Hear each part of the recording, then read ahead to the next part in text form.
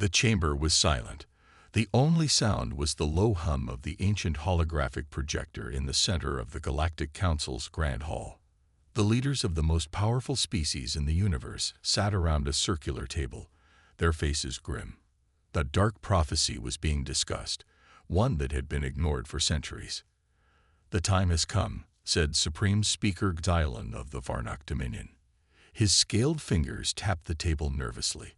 "The prophecy of the unseen threat is unfolding before our eyes." A deep voice rumbled across the hall. "Are you suggesting that an unknown species will rise to challenge our rule?" asked Overlord Krall of the Xoric Empire. His red eyes glowed with skepticism. "Ridiculous. We have ruled for thousands of years. There is no force strong enough to threaten us." Xylon did not answer immediately. Instead, he activated the hologram. A grainy recording appeared in the air, a distress signal from a long-lost exploration ship. The image was blurry, but the message was clear. The crew was screaming. Weapons were firing. Then silence. "This transmission was received from the edge of the Orion Arm," Xylon said. "From an uncharted system, a world called Earth." Murmurs filled the room. Many had never heard of Earth. To them, it was just another primitive planet. "We lost a scout ship there," Xylon continued. "It was supposed to survey the planet, collect data, and leave undetected. But something happened. The crew never returned. And this is the last thing they sent." The hologram shifted, showing static-filled footage. Then, a shadowy figure appeared, a humanoid with a weapon in its hand. A bright flash, a deafening roar, and the screen went dark. Krall leaned forward, narrowing his eyes. "You are afraid because a single ship was lost. Perhaps it malfunctioned. Perhaps the crew was incompetent." Xylon's expression darkened. "That is what we thought at first. But then we searched the archives, and what we found disturbed us." Another image appeared, a collection of historical data. Wars, destruction, conflict after conflict. The timeline of Earth's history was filled with endless battles, genocides, world wars, nuclear weapons, and technological advancements born from violence. "They fight each other," whispered High Chancellor Vire of the Zephyrian Syndicate, his glowing tendrils curling in unease, "even among their own kind." "Yes," Xylon agreed. "Unlike any species we have encountered, they do not seek peace. They do not avoid war. They embrace it." Krall scoffed. "That does not make them a threat. They are still primitive, aren't they?" Xylon shook his head. "They have only recently begun space travel, but their progress is terrifyingly fast. Unlike us, they do not wait for natural evolution. They create evolution. They have mastered artificial intelligence, genetic modifications, and weapons of mass destruction. And most disturbingly," he paused, letting the tension build, "they adapt. Faster than any species in the known universe." A nervous silence filled the hall. The leaders exchanged uneasy glances. A species that could adapt quickly was a species that could survive anything. Krall still seemed unconvinced. "So what do you suggest? That we attack them before they become a problem?"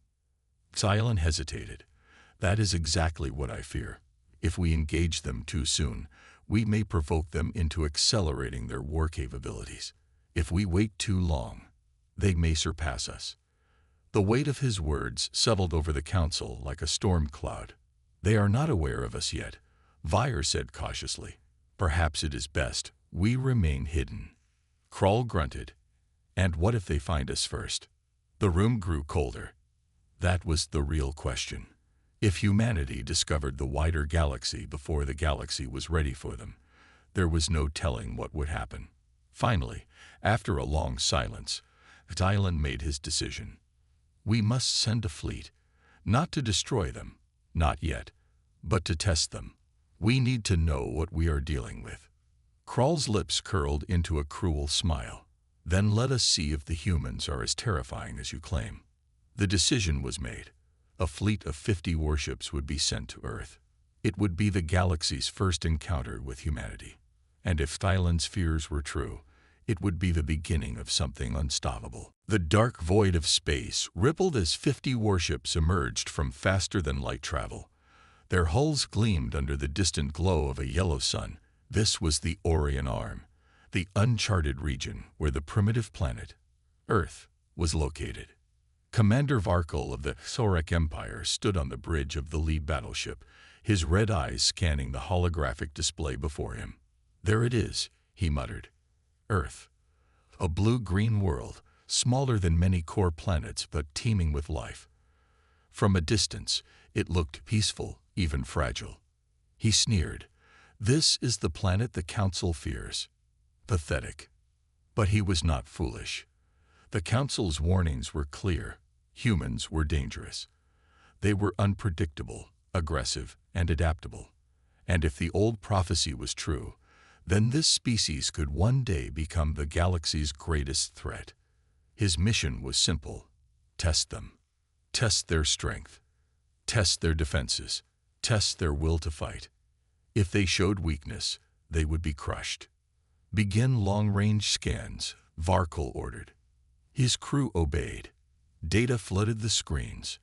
Oceans, continents, cities, satellite networks. Human civilization was advanced for a young species, but compared to the great empires of the galaxy, they were still primitive. "Sir," an officer reported, "detecting orbital stations and artificial satellites. They have early-stage space infrastructure."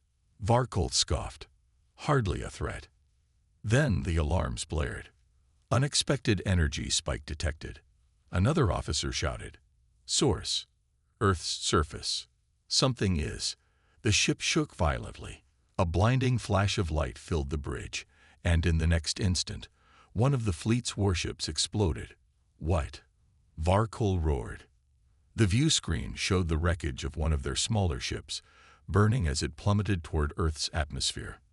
The crew was still trying to process what had happened when another alert blared. "Sir, we're detecting hostile weapons fire." Varkol turned toward the display, eyes narrowing. "Impossible. They have no space fleet." Then he saw it. Missiles, hundreds of them, rising from Earth's surface, locked onto the fleet. Varkol's blood ran cold. The humans had fired first. This was not a peaceful species. This was a species ready for war. "Evasive maneuvers. Return fire," he barked. The fleet responded, unleashing a barrage of plasma and laser fire, targeting the incoming missiles. Most were destroyed before impact, but not all. A direct hit sent another Xorek warship into chaos. Explosions ripped through its hull before it too vanished in a ball of fire. Varkol gritted his teeth. They had underestimated Earth. The humans were not waiting to be conquered. They were fighting back. The battlefield was a chaotic mess of debris and scorched metal as the human warship continued to engage the Xorek fleet with terrifying precision. Varkol stood frozen at the command console, watching in disbelief as his ships were torn apart one by one. The humans had unleashed a weapon of unimaginable power. "No, this is impossible," Varkol muttered to himself, his mind struggling to comprehend what was unfolding. Every move his fleet made, every countermeasure they tried to deploy, was rendered useless by the human warship's superior tactics and technology. The human ship, still silent and seemingly indifferent to the destruction it was causing, fired again. This time, the force wasn't gravitational, it was something else. The energy pulses that erupted from its hull seemed to distort space itself, creating temporary rifts in the fabric of the universe, before slamming into the Xorek ships with devastating force. The first wave of fire obliterated another Xorek warship. It was as if the ship had never existed. One moment it was there, and the next, it was a cloud of dust and shattered fragments scattered in the vacuum. The Xorek fleet retaliated, launching every weapon in their arsenal at the human ship. Plasma beams, ion cannon bursts, and even torpedoes, all of them seemed to vanish before they could reach their target. The human ship's shielding systems defied logic. Every attack, no matter how powerful, was absorbed and redirected with an efficiency that left the Xoric fleet struggling to keep up. "We need to retreat. We need tow." One of Varkol's officers started to shout, but he was cut off. Varkol clenched his fists, refusing to let his fleet abandon the fight. "No, we will not retreat. We fight to the end. Prepare all remaining ships. Launch everything we have." But as the final wave of weapons left the Xoric ships, the human warship didn't just absorb the incoming attacks. It moved. It was faster than anything the Xoric fleet had ever seen. In a sudden burst of unimaginable speed, the human warship launched forward, closing the gap between the two forces in mere moments. The Xoric ships barely had time to react. Then the unthinkable happened. The human warship deployed a swarm of drones. Hundreds, no, thousands, of small, agile crafts poured out from the human ship like a swarm of locusts. They moved in perfect coordination, like an extension of the warship itself. The drones didn't just fire weapons. They disarmed the Xoric ships, cutting through the delicate systems with surgical precision. It was clear. This wasn't a fight. It was a calculated extermination. Varkol watched as another one of his warships was overwhelmed, its engines disabled, its weapons systems taken offline. The drones infiltrated every part of the ship, taking control of its systems and rendering it completely defenseless. We cannot win this," one of the Xoric officers said, his voice trembling. "Their technology, their tactics, they're too much." Varkol's jaw tightened. "We have no choice but to fight. We must give everything we have." But deep down, even the commander knew. This wasn't a fight anymore. This was survival. As the drones continued their relentless assault, the human warship itself turned its attention back to Varkol's flagship. The energy pulses from earlier surged again, but this time they weren't aimed at the fleet. They were aimed directly at the flagship. The first strike hit the shields, sending shockwaves through the ship. The second strike pierced the shields and tore into the hull. Varkol felt the shudder of the ship as the systems started to fail. The third strike was the final blow. The flagship shuddered violently, and Varkol's vision blurred. He tried to maintain control, tried to keep the ship operational, but it was over. The human warship had won. As the last of the Xoric fleet fell apart around him, Varkol's eyes widened in disbelief. The humans weren't just a threat. They were something far worse. They were an unstoppable force. And in that moment, he realized something else. The universe had never known true terror until now. The humans were here, and they were not going to stop. The vast expanse of the battlefield lay still. The once proud fleet of the Xoric Empire, known for its invincible might and terrifying reputation, was now reduced to debris and lifeless hulks floating in the cold, empty vacuum of space. Varkol, the commander who had led them into this disaster, was not a man prone to fear, but as he gazed at the wreckage, he couldn't help but feel a deep sense of dread gnawing at his insides. His fleet, his entire empire, had been shattered by a force he could hardly comprehend. He had underestimated the humans. That single catastrophic mistake had led to the fall of his entire armada. But worse than that, it had awakened a fear that no one, not even the most seasoned generals of the Xoric, had ever dared to imagine. The fear of the unknown. Varkol stood alone in the command center of his flagship, his face expressionless as he surveyed the wreckage. The screens before him were filled with reports of damage, casualties, and the grim tally of ships lost. His fingers hovered over the controls, and for a moment, he thought about issuing a command to retreat, to flee into the safety of deep space. But then he remembered the human warship. It was still there, hovering above the debris field, silent and menacing. It hadn't moved an inch since the battle had ended. The fear in Varkol's chest deepened. The humans hadn't just defeated his fleet. They had sent a message that would echo across the galaxy. The message was clear. The universe, in all its vastness and complexity, was no longer safe. The first ships that had come in contact with the human warship had already reported back. They spoke of a technology so advanced that it defied everything the galaxy's brightest minds had thought possible. Weapons that could rip through fleets with no effort, shields that rendered every counterattack useless, drones capable of dismantling an entire warship with terrifying speed. It was as though the human warship had never truly been part of the galaxy at all. It was something else entirely. Something far more dangerous. But it wasn't just the humans' power that made Varkel's heart race. It was the realization that they had no fear. They didn't hesitate. They didn't retreat. They fought. And they fought to win. As Varkel continued to stare at the reports coming in from all corners of the galaxy, he saw something he never expected. Other empires were reacting, but not in the way he had hoped. Instead of uniting in fear or rage against the humans, many of them were scrambling. Governments were forming new coalitions, military alliances were being drawn up, and war councils were being held across hundreds of different species. But there was something else, something much darker, beginning to take shape. The galaxy was beginning to divide. Some factions, particularly those on the outer edges of known space, were already beginning to ally with the humans. They spoke of opportunities for trade, technology exchange, and a future under the protection of these terrifying new arrivals. For them, the rise of humanity wasn't a threat. It was a chance to shift the balance of power in their favor. Others, however, were preparing for war. They were sharpening their weapons, recalibrating their fleets, and rallying their people for a fight that seemed both futile and inevitable.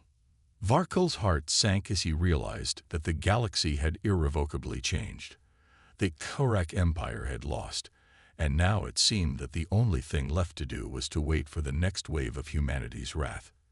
His people had been humbled, their dominance shattered by a species they knew almost nothing about. And that, Varkel knew, would be the most dangerous consequence of all. In the days that followed the battle, Varkel's communications were filled with demands for answers. High-ranking officials from his own empire, as well as desperate pleas from other races that had felt the tremors of the human warship's arrival, reached out to him. They all wanted to know the same thing. What could they do? But Varkel had no answers. He spent the next few days aboard the wreckage of his once mighty flagship, attempting to salvage what little remained of the fleet's communication systems. In the quiet aftermath of the battle, a deep sense of hopelessness began to settle over him. The galaxy had no idea what they were up against. They had no idea what the humans were capable of. And it terrified him. As the days turned to weeks, Varkel received new reports, this time from more distant worlds. A few of them had surrendered, offering peace and alliance with the humans. Others were beginning to prepare for the worst, some gathering forces, while others were hiding in the shadows, hoping the humans would pass them by. Varkel knew that the humans weren't just after power, they were after something much greater. They weren't going to stop until they had changed the fabric of the universe itself. The galaxy was no longer a place where only the strongest survived. It was now a place where everyone would have to face the consequences of underestimating humanity. And as Varkel stared out into the black abyss of space, he realized the humans had already won. Their power wasn't just in their weapons or ships. It was in their fearlessness, their relentless drive to conquer and reshape everything they touched. The universe was about to become their battlefield. And no one, not even the Korak Empire, would be able to stop them. The galaxy knew terror now, but the true terror had only just begun. In the cold silence of space, the universe began to feel smaller, like it was closing in on itself. The once proud empires of the galaxy, who had ruled for millennia with fear and power, now found themselves on edge. They had never known a threat like this, an enemy that wasn't just strong, but relentless, cunning, and most terrifying of all, fearless. The humans, it seemed, were unlike any species the galaxy had ever encountered.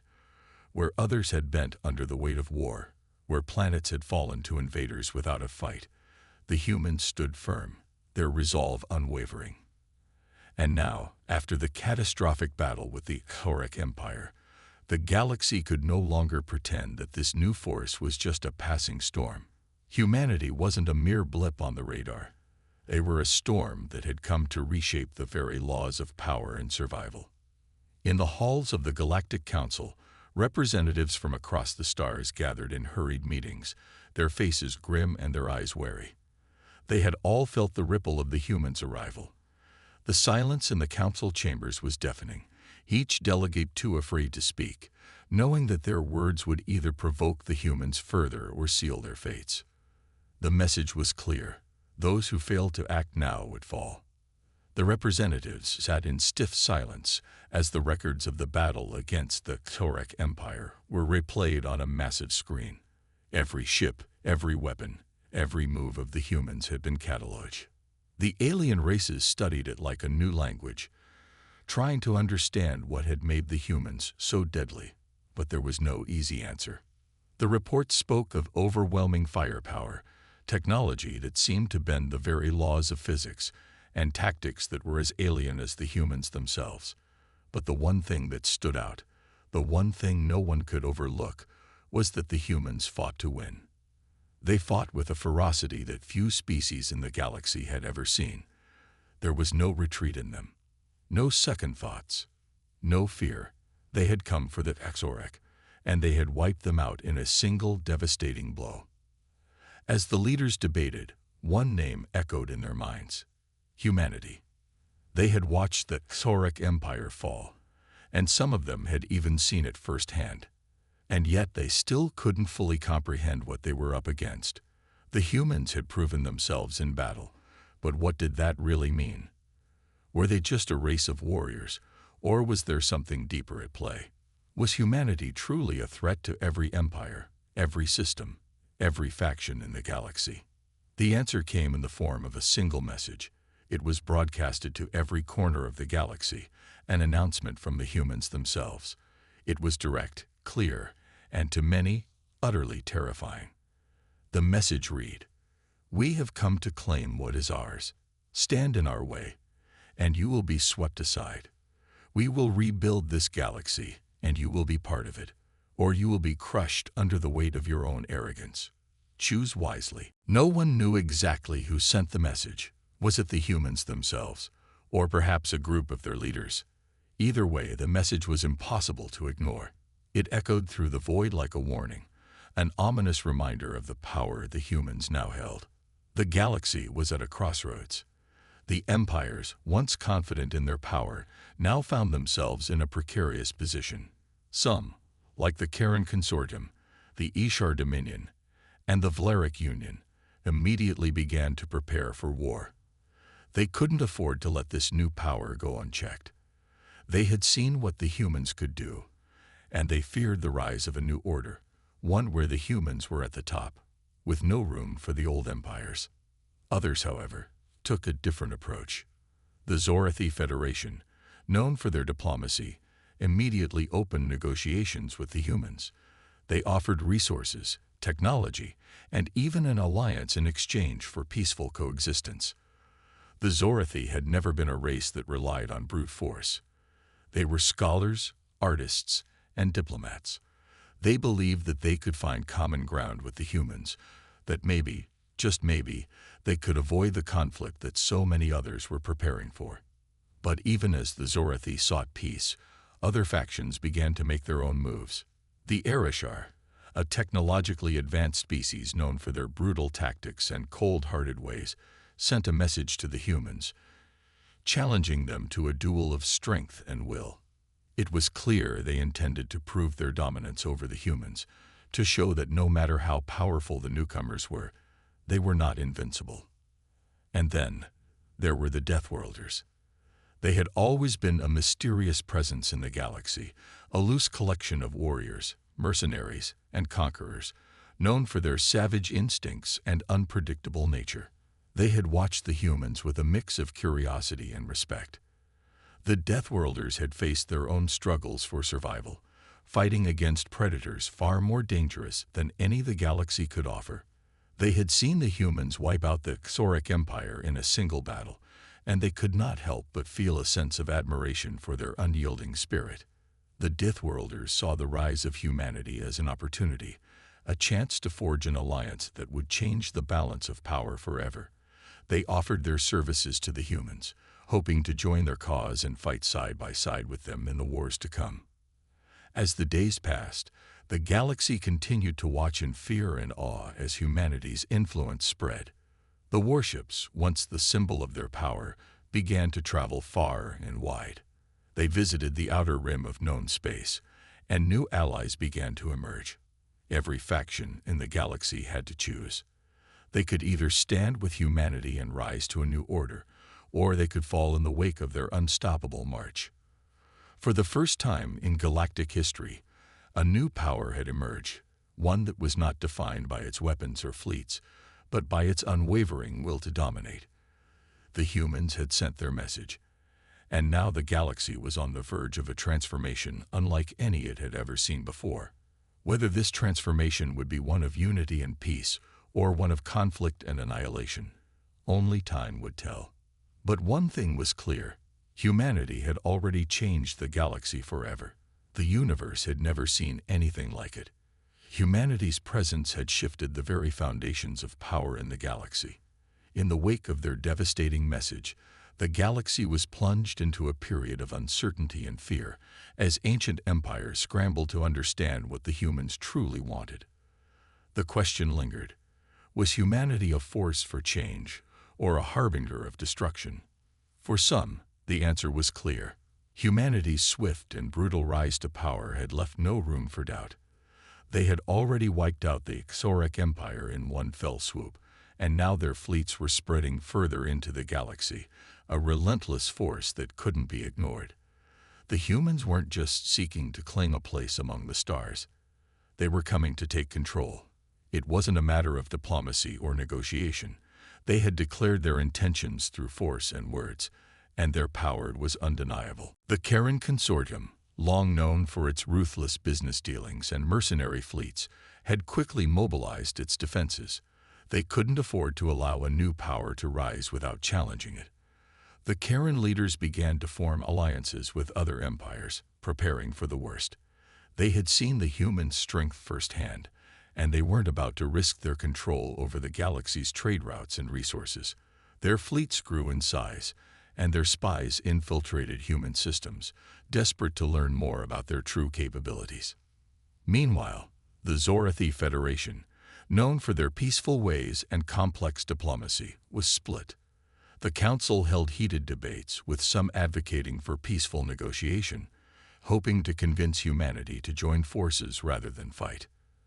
But there were others who feared the humans' influence would only grow stronger, and that soon, peaceful cooperation would no longer be an option. They urged the Federation to prepare for a military response, unsure if diplomacy could even work with a race as fierce and determined as the humans. On the fringes of the galaxy, the Dithworlders, a group of fierce and battle-hardened species, had begun to take notice. They were used to fighting for survival in the harshest environments imaginable, but even they couldn't deny the power humanity displayed in its war with the Xoric. The Dithworlders, who had once been content to remain in their isolated corners of the galaxy, now saw a new opportunity. They recognized in humanity a kindred spirit, a people who fought with the same savagery and unyielding drive to survive that they themselves had. But instead of being enemies, the Dithworlders began to offer alliances, hoping to join humanity in their quest for domination. They saw strength in numbers and knew that together they could challenge the older, established empires of the galaxy. But there was another faction that had been watching, waiting for the perfect moment to strike. The Arishar, an ancient and powerful race, had always been the galaxy's most fearsome warriors. They had conquered planets for millennia, and their cold, calculating minds had made them nearly invincible in battle. But even the Arishar couldn't ignore the humans. They watched the rise of this new power with a mixture of respect and disdain. The humans, they believed, were strong enough to challenge the Arishar and even win. And that was something the Arishar could not allow. In the heart of their fortress-like council, the Arishar leaders convened in secret. They had seen the humans' message and felt the tremors of their power through the very fabric of space. A decision was made. They would meet the humans head-on, show them who truly ruled the galaxy, and restore their place at the top of the galactic hierarchy. It would be a battle like no other, one that would shape the future of the galaxy itself.